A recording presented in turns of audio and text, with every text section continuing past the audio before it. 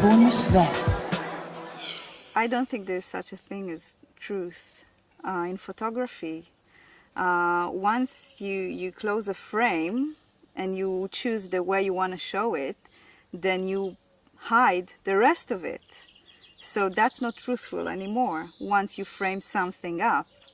And I don't think any photographs have, I mean, of course there is one essence of truth about, I don't know, kind of documentary photography or photojournalism and stuff like that, but I think also at the moment you press this button, something can happen that you didn't even expect. I mean, they even said this photograph by Robert Capa of that moment in time when the soldier in the civil war in Spain died.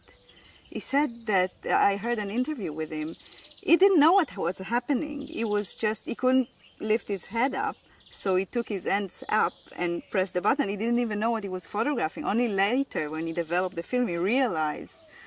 So I'm not really sure about any of it, and I think people who claim it's the truth, and what is the truth anyway? It's a very hard point to make, I think, in photography and in any art. I think that everybody plays theater all the time. I think we play right now. We play theater during this interview. I think people play when a different role when they're parents, or when they are a child to the parents, or they're with friends or with their partners. Your behavior changes all the time throughout life, throughout the day even. You change the way you behave towards certain people. And moreover, I think, when you're being photographed, you play a certain role to convey to the camera, to convey to the person behind the camera, if you have a connection to him. And not only for the same instance, but also towards the future. You know that most likely this photograph is going to stay after you're all gone. So everybody play all the time, especially to the camera. And this project is about replaying the original play that was done in the first photograph. When, for example, you try to pretend that you're a very sophisticated person to the camera, when you pose like this very seriously, and then another person who is maybe your great-grandchild tried to portray the same thing that you tried to portray so long ago. I think a lot of the family album is about that, especially 30, 40 years ago, before the snapshot became so popular these days with smartphones and everything.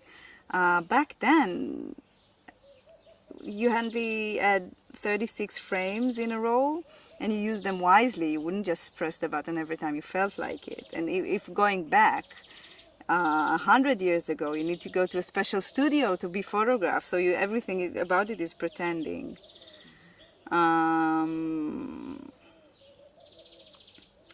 So, yeah, I mean, there isn't any, I mean, maybe people are trying to look happy. Maybe people think about, oh, this is going into the family album. It needs to look in a certain way. They do the edit even before, unconsciously.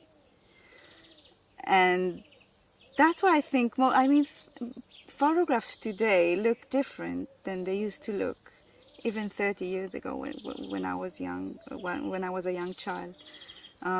Today just have thousands of photographs of your children doing everything, and there is no such thing as I mean, if he's crying, if he fell over, like everything is a video then on YouTube and on Facebook and whatever.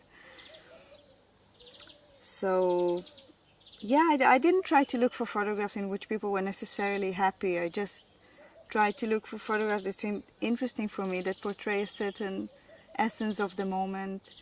I think some of them, I mean, as far as I can remember, at least one of them doesn't look happy at all. The photograph of the wedding day, for example, it's not happy. It's mostly sad, I think.